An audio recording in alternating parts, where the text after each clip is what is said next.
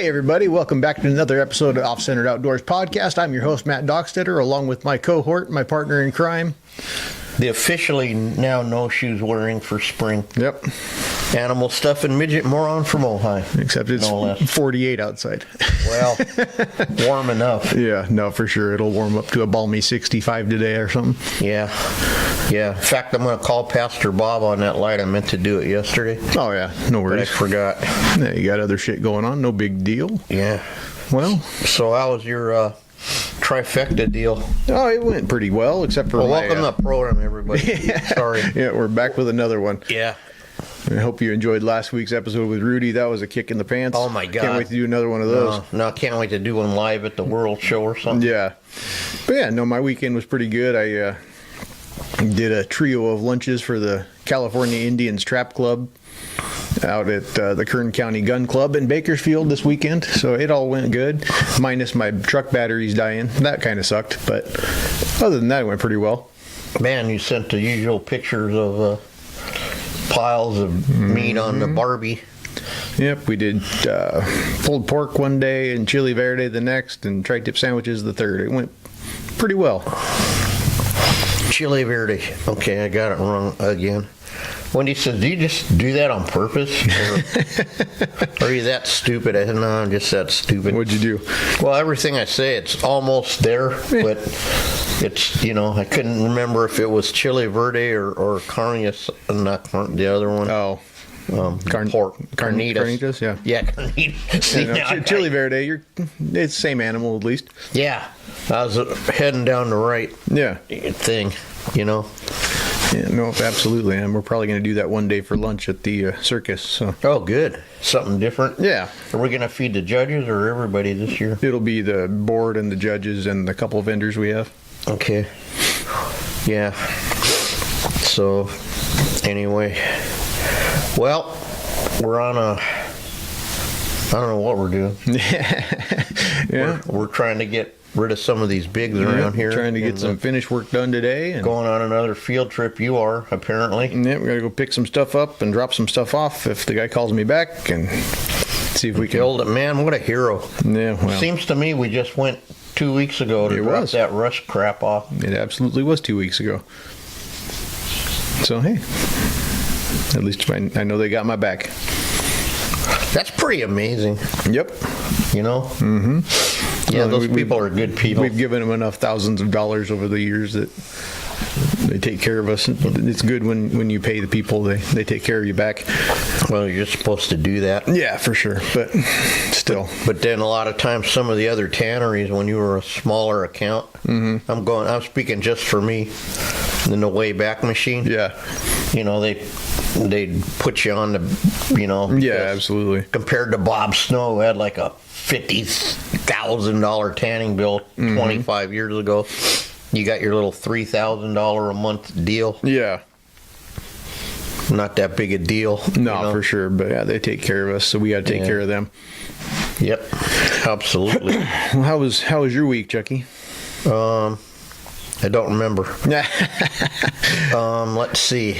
Other than the usual chaos, Yeah. muddling through, I finally got over that little hump. And because everybody, no matter, when you do this as long as we do, you are going to have times where you just aren't that into it. Yeah. Because you got other shit going on. I mean, but I don't mean hunting and like that. Because there's always that going on. Oh yeah, no. Sometimes but bigger things take precedence. And we got stuff to take care of, and you just don't feel like working. Yeah, and you got to push through it. And here comes your buddy. Oh yeah, my new rescue. There she is. That dog's coming alive too now. Good. It's interesting. Yeah. Yeah. But another funny story. Right? Yeah. As usual. Mm-hmm. Remember, I absolutely said that dog is absolutely not coming here. I put my foot down, and it shows you how much power I have in my own house. Mm-hmm. Well, hey, it could be worse. Oh, no, it could. It's actually, I'm a lot like Mike. I bitch a lot, but Yeah. care about every. No, yeah, your heart's bigger than you show sometimes. Yeah. Anyway, just talking about Mike about that too. The hell was that? How much he cares about everyone. Oh, it's McLean. Even though he pretends, he's all scruffy and rough. Apparently, research is doing quite well because the Consolidated, I guess they put one thing in one box and send you 4 heads in 4 boxes or whatever. Yeah. For extra. Of course. And then you got your add-ons, you got your undercoating and your upholstery sealant charge and your Simonize and all that. Yeah, that stuff. Well, they are Simonized. Boy, I picked up one of them one time and shot across the room and hit the wall. No wonder them guys need roughers with those things. Yeah, I don't know what they use for wax, but it's it's hilarious. Well, today we're going to kind of continue to try as much as we can in a row to go down this path we started with the history of some of these guys, the old timers. And I got a really interesting guy on today that I don't know why I didn't think of having him on before. Yeah. But I really want to get his story down too. As someone I've known for over 40 years. And he might have been doing taxidermy at least 50 years. Yeah. But what's fascinating, you get how these guys get into taxidermy.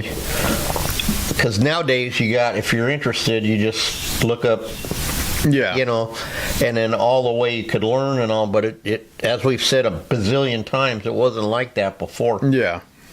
And the most fascinating thing I find about this, how small our world is. Even though it's vast with this, that the studio I stopped in front of, because this guy is 12 years older than me or something like that. Same one. His grandma took him by. Yeah. On Sunset there. Same one, but she was nicer than my mom. She took him in. Yeah. And he ended up, I'll let him tell the story, but he ended up getting to sit on top of an elephant when he was like 7 or something.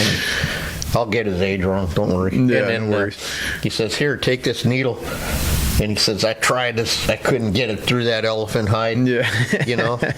How cool is that? What are the I don't know why we don't play the lottery. It just doesn't work that way. Yeah. I mean, what are the odds that would, and then that somehow later in life we'll become not only friends, but friends for years. Yeah, absolutely. Like I say, everything tends to happen for a reason. So yeah. Well, let me do my usual fumble, as is my custom now. All right, you do that. I'll do this part. I'll get you unplugged and plug the microphone or the phone cord in. Right. I suppose I'd edit this part out and chalk it up to technical difficulties, but that wouldn't be us. Why would you do that? Editing. What the hell's editing? What's skin alignment? Yeah. Mike's going, well, to the trained eye. I've told that story a million times. Wait, P comes after. Oh, here it is. What? Some things are never going to change. Right. I'll let you plug it in. All right, and you can dial him up. Dialing him up. Good old Fred.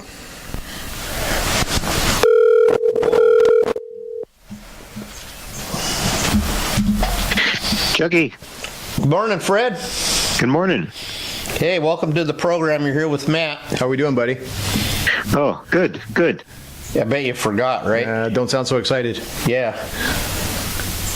Hello. Yeah, Chuck. Yeah, you there?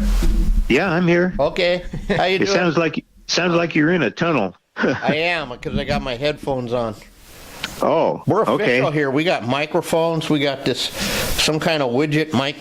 Matt puts wires in and everything. And oh yeah. So, what are you working on today?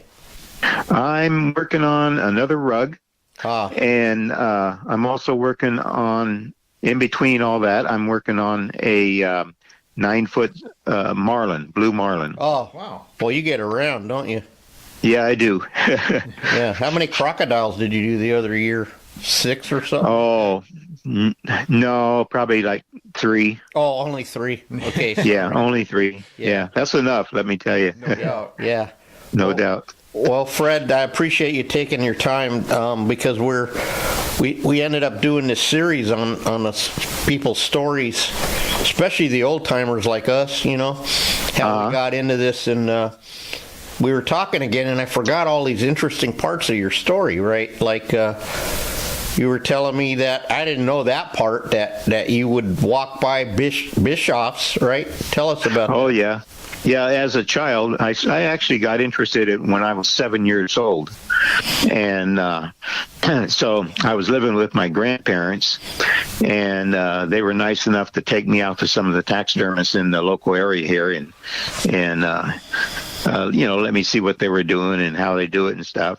But yeah, the first place I went was Bischoff's Taxidermy down on Sunset Boulevard in Hollywood. Mm-hmm. And so they were working on a life-size elephant in there, and the form they were making was all made up from straw and 2x4s and chicken wire. Wow. But they were getting ready to put the skin on it, and they put me up on top of it. And I was, like I say, I was 7 years old, and my grandparents got a picture of me up there. But yeah, since then, I'd just been doing it off and on, did it all the time when I was in the Air Force. And very fortunate, I was stationed in New Hampshire, which was a beautiful, area, and did a lot of deer for Air Force people. Wow. And then in Alaska for a little while. Didn't do too much up there because of the job I had wasn't, allowed me to go out and do it so much. Right. But yeah. Well, let's back up for a minute. You told me something that I found really interesting. You ran away from home? Oh, yes. I ran away from home when I was 11. Mm-hmm. And I got on a train. I was actually living in a stockyard, full of cattle. Mm-hmm. And cattle would come in and go every day from the city of Walnut out here in California. Right.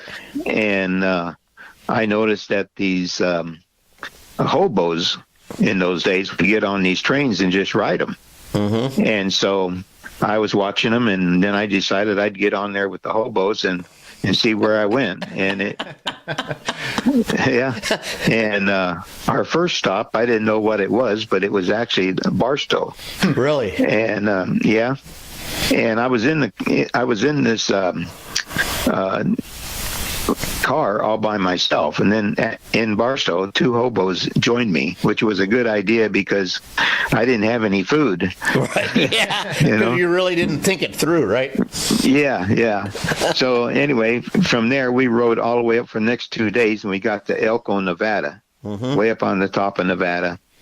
And the 3 of us got off, and they told me to go across this riverbed and into the town of Elko. There were some lights on. It was like 3:00 in the morning. So that's what I did. The 2 hobos that were with me, they walked down the other side of the tracks quite a ways, and they caught a train they said was going to San Francisco. So, but I stayed there in Elko, and I worked. I got me a job in a feed store. And I'll be darned. Yeah, I got me a job in a feed store, and the sheriff came out when I was there, and he wrote me up as a stray. A stray? And as a stray, like a stray calf or something, So anyway, I stayed with them for about 3 weeks, mm-hmm. and this rancher would come in every day. This cowboy rancher, he'd come in every day, and my job was to fill his truck up with bags of pellet hay. Mm-hmm. And so he and I got talking every morning, and he liked me, so he asked me if I'd want a job for him. So I said, well, sure, okay. So I went to live with him by myself on a little ranch, because he had like 4 different ranches. But the little ranch he put me on had an alfalfa field, about 20 acres. And so my job was to get up every morning about 5 o'clock in the morning and change the water pipe on this alfalfa field. And then he would show up about 9 o'clock in the morning, and I'd get in the truck with him, and we'd go out and check all his cattle and everything. So he taught me all about the cattle business. So that's how you learn that. That's pretty cool. Yeah. And then tell us a little bit about what really sealed the deal for your taxidermy. You said up there next to some building you eventually learned actually was a cat house, that there was another deal, a cowboy bar, something like that. Oh, yeah. That's when I was at the feed store still. I'd take a walk at night, and there was a cat house just about 1 block from us. But I'd walk on by there, and there was a hotel up there called the Commercial Hotel. It's still up and still there. It's not operating anymore. But anyway, you walked up to the front door of this hotel. There was 2 big bears, a brown bear and a polar bear, standing up. And so that really fascinated me. So I would go up there every day after my work at the feed store and check out those 2 bears. Wow. So, yeah. And that's what you were telling me the other day when you come up that really kind of like... Yeah, that really fascinated me so much. I just wanted to do it, And so then, as time went on, I got more and more interested in it. And when I got out of the... Before we get out there, did you ever go back home? No. Wow. No. I went back to my grandparents at one time. When I left there, I was actually living with my mother and her friend.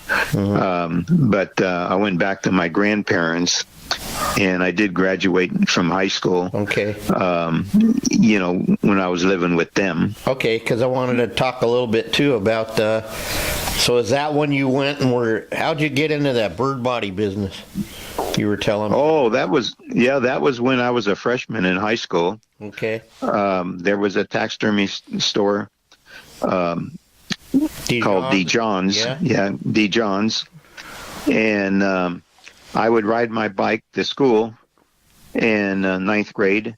And then on the way back, I would stop at D. John's Taxidermy, and they would tell me what birds they needed bodies for. And so I would go to the grocery store, and I would get the straw, that apples and oranges and everything came in those days. They had wooden boxes, and they'd put them in straw and stuff. Yeah. And so I would collect all that. They would give it to me, and then of course I had wire and string, and I would make bird bodies, and I would get 10 cents a piece for each one. Wow. So, yeah. That's such a cool story. That's how I made it all through my freshman year. And then that one you did to Northwest or after Air Force or what? School? Northwestern School of Taxidermy? Yeah. No, I took that course when I was 7. Oh, no kidding. Yeah. I took that course when I was 7 years old. Little small books, only about 5 feet or 5 inches high, all handwritten, and drawings in there of birds and how you take them apart and everything. So, yeah. But wow. So then after high school, I know you went in the Air Force. Was that right. Vietnam or before? No, it was Vietnam because you said you were you had the honor of the casket thing, right? Or oh yeah. When I got out of high school, I wanted to go to college because I wanted to be a veterinarian. And but as soon as I got into college, they had the draft going for Vietnam, so all guys had to sign up for it, and so I did, and I spent four and a half years in the Air Force and 1 year in what they call a Red Horse team in Alaska. And but like I say, I did taxidermy work all the time I was in the Air Force, because I was fortunate to be stationed in places where I could. Yeah. So yeah. Then after the Air Force, well, God, I don't even know how to guide this story along because you've had such I was telling Matt, I think you've been doing it 50 years, 55. How long have you been doing taxidermy? Oh, guy. Yeah. Well, I'm 77 now, so I've been doing it like 70 years. Yeah, that's true. Yeah. You got us all beat. But I started 70 years ago. and I've known Things have really changed, you know. Yeah, and that's why we're grateful to have this stories down, because you can get started now. People share information, but not when you were a kid. You know what I mean? It was all top secret and Right. I watched it change, you know, all through the years, because like when we did, just take for instance a deer head.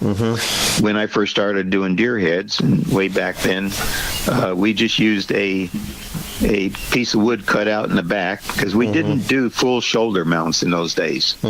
They were just a longer neck. They didn't really have the brisket, you know, and all that. the brisket and the back shoulders, you know. So we just cut out a piece of panel about the right size and stick a 2x4 for the neck on it, and then we'd take and boil the head out and put the skull on top of the 2x4, and then we'd make the neck out of wood wool and wire and some paper mache sometimes, you know, so it would give it some hardness in there. And then, of course, as years went by in the 60s, they started making forms from plaster and paper. And we'd make a plaster mold and then lay the plaster and paper inside the plaster mold. And that was really rough because they were heavy, you know. Yeah, I bet. So, yeah, the heads were really heavy. And then for a period of about a year and a half, they actually made some out of fiberglass, a softer fiberglass. But it was very difficult to work with because you couldn't, you know, nail pins into it or anything. It would just break your pins. Yeah. So then, of course, they came out with the foam. Right. You know, yeah. And you said that when you were laying up, because you were making mannequins, it took you all day to make a paper mannequin or something? Oh yeah, it'd take all day to make a form. You know, it would take actually 2 or 3 days because it had to dry. And some of them were actually up, you know, from half an inch to an inch thick. Wow. In layers of plaster and paper. And then you still had to cut a board out and put it in the back and put one in the head, right? Yeah, that's right. That's right. Yeah. Wow. So it was quite a job. Yeah. And I remember I was looking here at my very first price list I made. And my deer price was $75. You know, per deer. So things have changed a little bit. Right. We're talking to Sam Cook, you know, and he found his grandfather's price list from the Depression, and it was $250 for a deer head or 2 chickens. Oh yeah, that's pretty good. Okay, so then after that, did you just branch out on your own, or how'd you hook up? Because most of the time I knew you way back in the Wayback Machine when I first met you, I think you were always working for Bob Snow on and off, right? Or well, yeah. When I came out of the Air Force, I had a little bit of money that they'd given me for spending that time in Alaska, but I bought a little grocery store in Temple City. Oh, really? And so, yeah. And then I hired this guy, Jody, to work for me. And he just loved the store, and I hated it. So he bought the store from me, and I started doing taxidermy work. And so from that point, it just built up, you know. And I did my own tanning and everything at that time. So, and then you opened a tannery, I think, way back in 80-something. Yeah. In 83, I opened the tannery. Right. And did tanning for all the taxidermists in the area. Right. But I would Even me, when I first started, I think I was just... I believe I did, yeah. I believe I did. But I did all the taxidermy for Southern California here. And... but then, yes, I did do work for Bob Snow on the side. I did all his detailing. I would go out there at like 3 in the morning, and I had a key to get in, so I would do all the detailing, and I would take in work that nobody else wanted to do.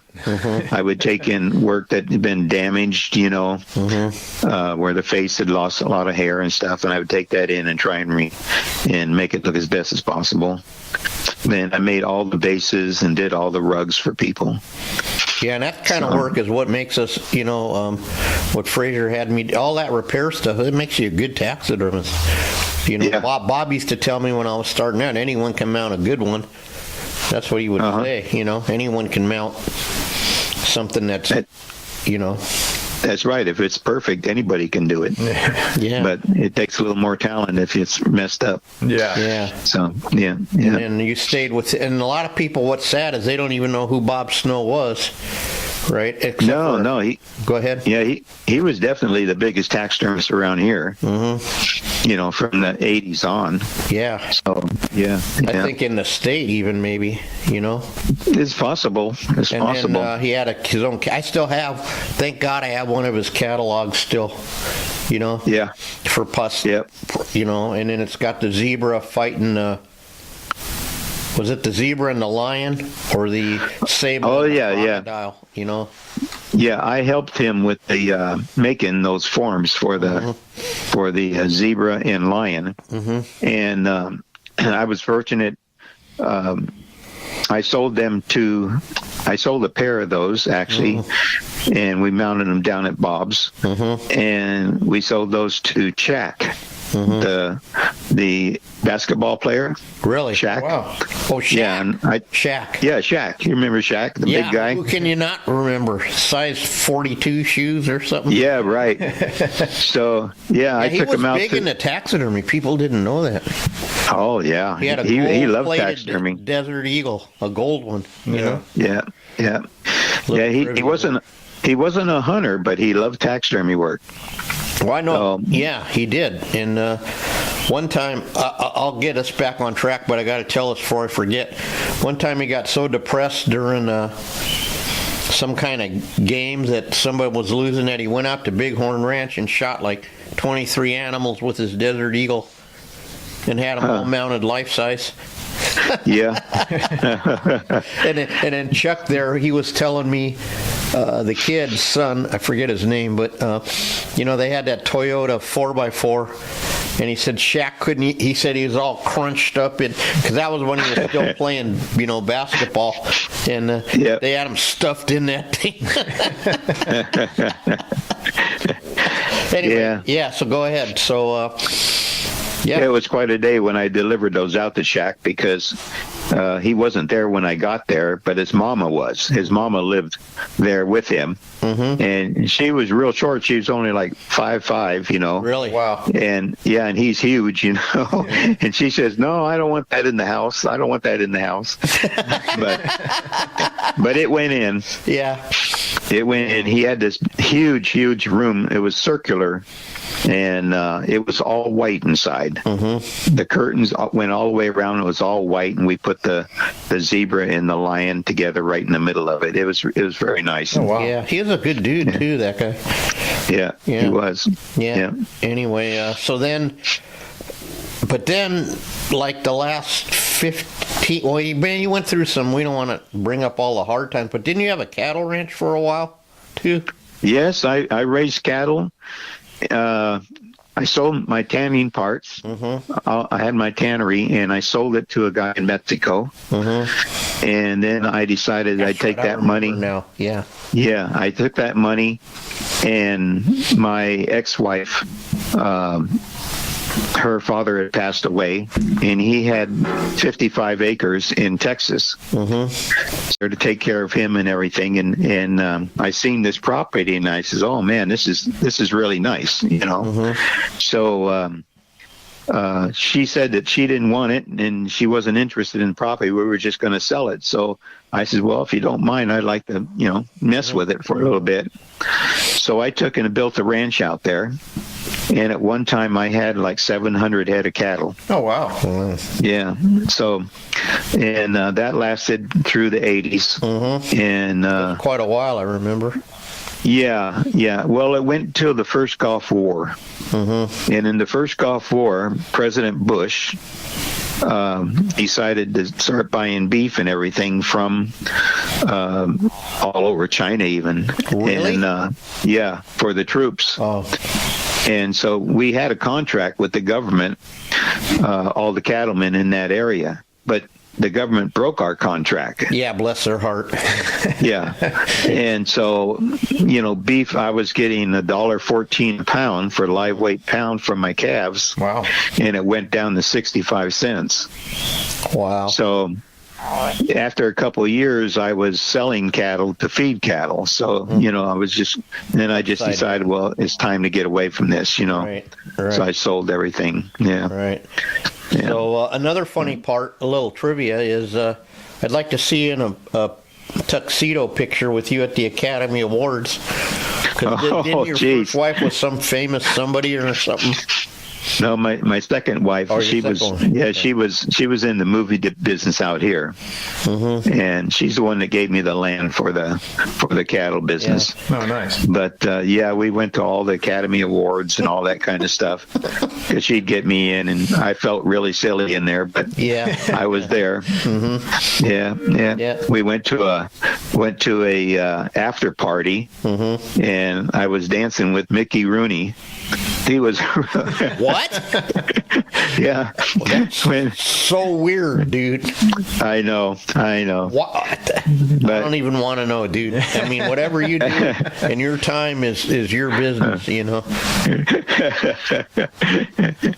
Yeah, we had a good time. But Okay. I'm sorry. That's but yeah, Yeah, interesting. yeah, Mickey story. Rooney. Yeah, go ahead. But I've met a lot of movie stars and stuff through her, so it's fun. But now I'm got back to just working, just doing my taxidermy. And then you were fortunate the way you set up your business, because like Matt and I, we got like the retail shop open to the public, and all that, and Right. But you somehow ended up president of the SCI down there somehow, right?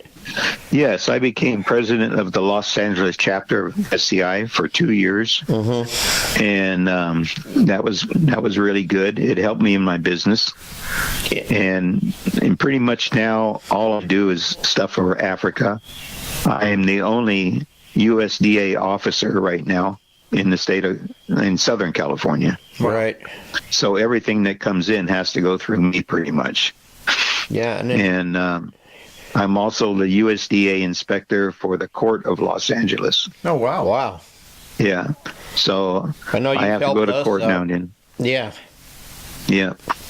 I was really grateful to you for helping our clients. But, I mean, the point I'm trying to make is you made a niche for yourself where you just got those guys, so you don't really have to go out and beat the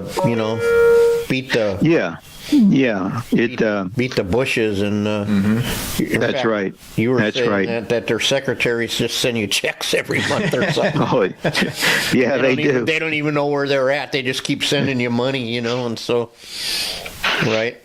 Yeah, I have to call them now and then, tell them quit sending me money. Yeah. Oh, that's funny. But it just shows you, and Matt and I were just talking. It's amazing how people find each other in this business. It's just so bizarre, If you think of how many people there are in the world or the country, right? And that the fact that you and I walked in front of the same studio, ended up in the same situation 10 years apart is kind of blows my mind a little bit. Yeah, we've known each other for a long time. I know, but the fact that we even had the same way we were looking at, what I mean? People thought we were insane. I could look at that place for hours, right? Back then they had there were gorillas and you name it, and unicorns and dinosaurs and everything, Yeah, And the Chicago Museum, I did a gorilla for them. It came from one of their zoos out there. Right. Wow. And they sent it out here for me to do the gorilla. And it's another gorilla man. I didn't know that. that's the one and only gorilla. Well, me too, but now you're in the gorilla club, dude. I only know like Me, you, Joe Kish, and maybe Sam Cook. Yep. Yeah. I know yeah. 4 gorilla men, you know. So. Yeah. Oh wait, did Ken Walker say he did one? No. He was. I don't remember what he did. I don't remember. Or he was supposed to. Yeah. But that's funny. Yeah. You got work all over, and here you are, 77, still busting your ass. They won't let you quit, right? Yeah. Well, I don't know what I'd do if I'd quit. That's true. You know? And then Yeah. people don't know. You also have. You really like to do fish, right? I love doing fish. That's what I think I'll do when as I retire. Because back in the 70s and so, I did the skin mounts on fish, but they just don't last. They fall apart after a while, and they turn yellow, and then you have to repaint them, and it's really a mess. So I went into fiberglassing fish, which came out, I think, in 1972 or something like that. They started doing fiberglass fish. It was kind of a slow start with those, and but now I've got 1,100 molds on fish. Wow. So I can pretty much match any fish people catch. Yeah, That's awesome. yeah. And then you're doing a rug. You do rugs. You got a sewing machine. Yeah. And then in your spare time, you actually have like a 60-foot boat or something, right? Or 40? No, it's not that big. It's only 40 foot. Oh, only? Okay. It's a 40-foot boat. And you cruise around there and I do. I go out fishing. And so, yeah, it's a really nice boat. Yeah. So, but, I think that maybe a year or two more, and I might just start doing fish altogether. Nice. And stop doing some. Maybe I'll do some rugs, but well, I'm going to quit some of the other stuff. Anything, just head it our way, and we'll help you out however we can. That's another thing too. You've always had a different philosophy. Ours was like working together, not apart. Yeah. And that's how you've always been too. And you're not worried if I get an extra deer head and you don't or something, so. Yeah. In this business, you got to help your fellow taxidermist. Absolutely. You got to help them out because, and some of us know more or some of us know less, and we teach each other as we go. And you learn new things that way.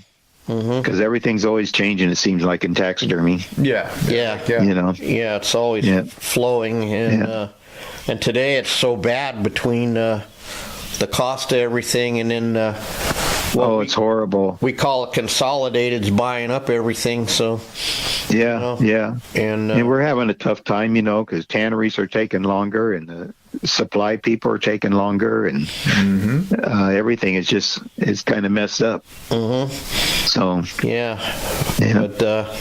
but you got an interesting story, and I hope someday you put it down, all of it, because we just on our show we don't really have time to dive deep you know what I mean, so we kind of skim across the surface, but as much as possible I'm trying to get as many people as I can, because this will be forever on the internet somewhere if anyone cares. But but we care, We care, and and I think people will find it interesting because what the thing that I find about maybe people's perception of taxidermists to what they really are is like we're not these weirdos like Disney portrays, like in some dark thing, creepy people. Yes, some of us might be. Yeah, some might, but it seems like it's always been that way. They think that we're all kind of strange. Yeah, and then yet if you look at the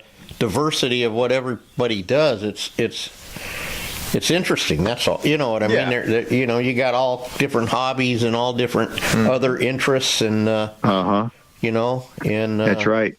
And pretty intelligent people. They tend to think, well, maybe down some. Oh God, I want to get in trouble again. But maybe certain states they may be toothless bubbas, but not. That's only the minority. Well, I think the taxidermy business has been very good for me. It's been good to me because Right. I've been able to not just do the taxidermy business, but I also did showrooms and all this kind of stuff. That's right. And We got to talk about that. Yeah. yeah, so it's been good to me. Yeah. And you actually had a couple of 2 or 3 of your trophy rooms on the cover of that trophy room magazine, right? The trophy room book. Yeah. Book, yeah. That's awesome. Yeah. Yeah. Yeah. Yeah, and I was lucky enough that you took me around to one of my customers to some of the rooms you had built.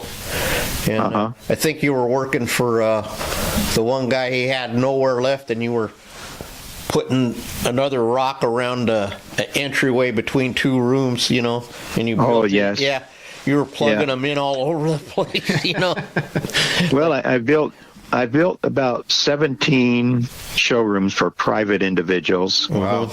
And I've done 6 Cabela's. Oh, wow. One section of Cabela's. Cabela's is divided in 3 sections, each one. And one taxidermist would do one section, and then the middle one would always be a contractor that would build a cement mountain so they could have waterfalls and stuff. Yeah. And then a taxidermist would be on the other side. So I've been fortunate with Cabela's that I've done, I believe, 6 of them. Yeah, and weren't you almost getting ready to do some huge project a couple of years ago? Yeah, a couple of years ago, and it faded out. There was a gentleman from Iran, very wealthy man, and he had taken over, it was up to 300 and some odd animals he had mounted life size. Wow. And so I put in a bid to do a job in Georgia for him, but someone outbid me. So I didn't do that one. Boy, if they outbid you, they must have done it for free. So I don't know. seriously, and then good for him, because, well, you know what it takes. It takes a lot. Yep. Yeah, it takes a lot. And something sounds like it's a lot of money when you're quoting a guy a price till I remember telling Matt, he called me way before we were working together. Or maybe we were, I don't remember, but someone wanted a life-size bull. Yeah. And he was telling me he was thinking this much, because I said, oh, hell no, double it at least, because, Right. and then he looks at me like, are you in, what? Yeah. I go, no, you just wait, man, you get into that crap, and it's, people don't appreciate what goes into this stuff. Yeah. What goes into it, right? That's right. Anyway. Well, Fred, I so appreciate you taking your time to help us on our little podcast. All right. And this one goes up. It always goes up. It'll go up next Tuesday, so a week from today. And I'll text you the link so you can just listen to it. And then, so if they want to get a hold of you, it's Precision Taxidermy, right? If you need a fish, rug, or anything really, Anything. and you got a little website that Google made for you that you can't stop or something. So I'm not the only guy that's trapped like that. Yeah. And then so they can just look you up there, right? Sure. That's right. And then you're one of those sick individuals that tries to answer your phone, I noticed. So you're always available. I'm pretty much always available. Yeah. Well, anyway, Fred, God, I just can't even believe we have known you so long. Longer than Matt's been alive. It just blows my mind. Probably so. And but I'm grateful for him, and grateful for the opportunity that I've had to influence a lot of younger people. You know what I mean? Yeah. And keep this business moving along. So. Right.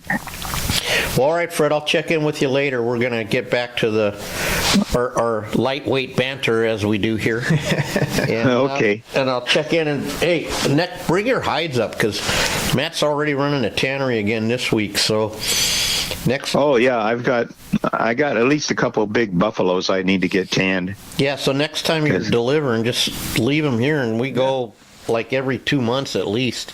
Sometimes we go every other week, apparently. Yeah.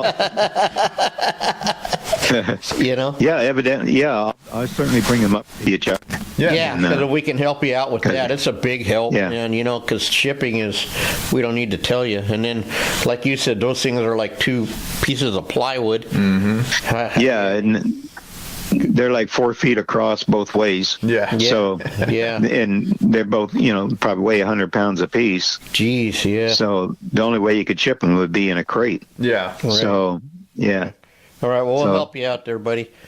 All right. Well, take care, All right. Fred. Have a good and one, buddy. thank You guys so too. much. Bye-bye. You bet. Take care. Bye-bye. Wow, what a fascinating story. Yeah, for sure. You know, he's, God, imagine running away from home. Yeah. Oh, yeah, I just ran away. I just hopped on a train with no food. Right? Yeah. And didn't really think it through, As we do. as we do. And then he ends up getting a jet. That's just crazy, man. Uh-huh. You know? And he says that the place is still there. He went back to check it out. Yeah. Him and Teresa, and that they open it up like once a year. Oh, wow. He says it's like a real old-fashioned cow, like a real bar like you'd see in Yeah. the movies. Yeah, that's cool. And he said, so he couldn't really see, but then he looked under the door or something, and he said, yep, them 2 bears are still in there. Wow. I bet they're a little worse for the wear these days. Yeah, But yeah. I don't know. What but that's just another story in the book. absolutely. Northwest when he was 7.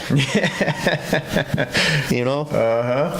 So he goes all the way back. I mean, we thought we were primitive. I mean, I mounted on paper forms and stuff. And, Yeah. but man, he had to, God, he goes and gets the wool from the grocery store. Yeah, that's crazy. He was that big, and a dime. I mean, that was big money back then, heck dude. yeah. You know, if you made 10 bodies, that was $1. Yeah, absolutely. Hard to believe. Anyway, yeah, he had a job there in Vietnam. He would get the caskets ready to go to Dover, Oh, wow. and he would have to put his dress uniforms on, and Yeah. Wow. and then the care they took and the reverence of those bodies was something else. I bet. So anyway, he also has a lot of, if we ever have him on again, I'll talk about some funny Yeah, hell yeah. stories in Germany. Uh-huh. But may not be appropriate for the younger listeners. Just like that cat house, he said, yeah, I was 11, and he said, I always saw guys going in and out all day and all night, and then girls going in and out, and he said, I didn't know what was going on there. Well, but, yeah, why would you? You're 11 years old. yeah, anyway. Well, Matt, what else we got? I don't know. I think that might be about her, about the end of her. Okay, well, talk us out of here. All right, guys. Well, thanks for tuning in to another good episode of OffCentered Outdoors. Be sure to follow us everywhere you get your podcasts, Spotify, Apple Podcasts, iHeartRadio, and YouTube. And be sure to check us out on social media. You can follow me everywhere at Butcher Shop Taxidermy, and you can find Chucky on Instagram at Ojai_Valley_Taxidermy.